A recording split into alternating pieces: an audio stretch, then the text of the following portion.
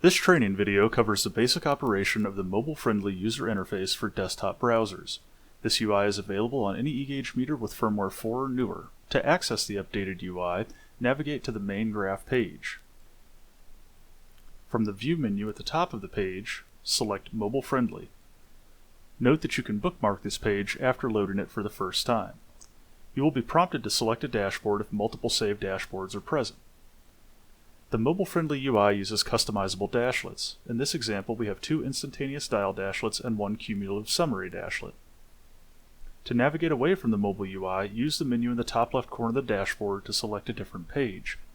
Options include System Setup, Classic View, and Waveform Display. The UI can also be edited from this menu. Multiple dashboards can be saved or loaded depending on the user's needs. The Edit button allows the user to modify dashboard components and layout. After clicking Edit, the status bar at the top of the page will turn pink. To select a dashlet, click anywhere inside the blue box. Use the trash icon at the top of the page to delete a dashlet.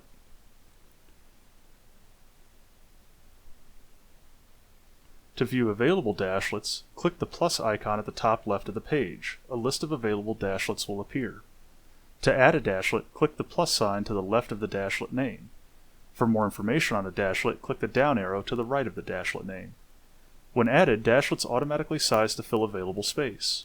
To resize a dashlet, click inside the dashlet to select it and use the resize buttons on the edges of the dashlet. Multiple dashlets can be added. New dashlets of the same type will initially be identical. This can be changed in the next step. The UI will attempt to reposition dashlets so they stack along boundary lines.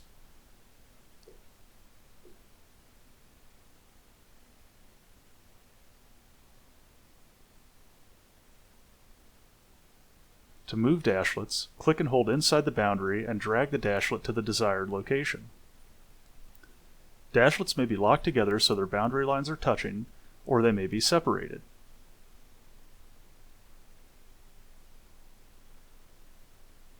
In this case, we've locked the dial dashlets to the summary dashlet in the center. Once the dashlet layout is complete, click the X in the upper right corner of the screen. This exits edit mode but does not save the dashlet layout. Note the boundary lines and resize buttons disappear when leaving edit mode.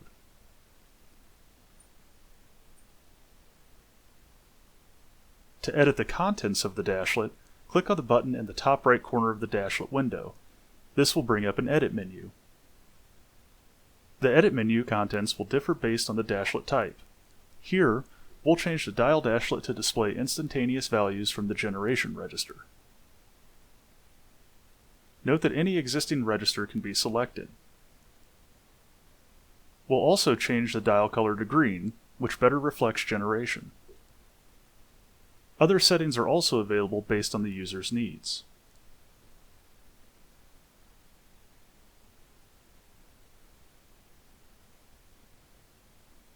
The summary dashlet can show instantaneous or cumulative values for multiple registers.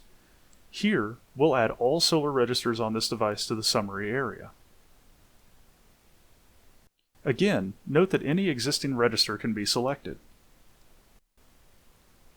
While this example uses power registers, other register types are supported. The appropriate unit will be automatically selected based on register type.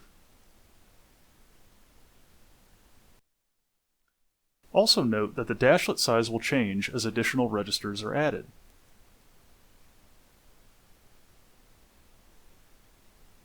The summary dashlet can also show various time periods.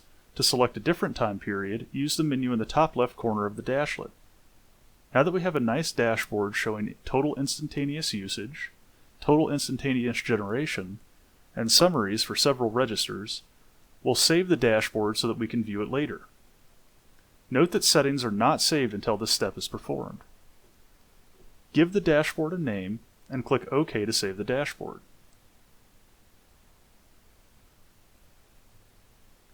Valid credentials are required to save.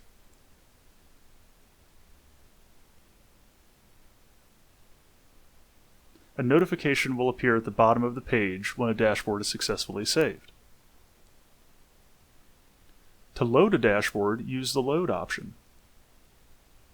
You can select from any saved dashboard on the device.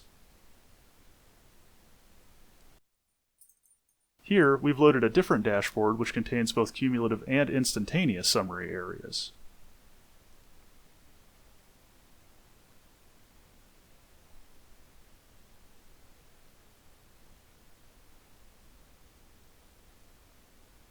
To remove a dashboard, use the Delete option.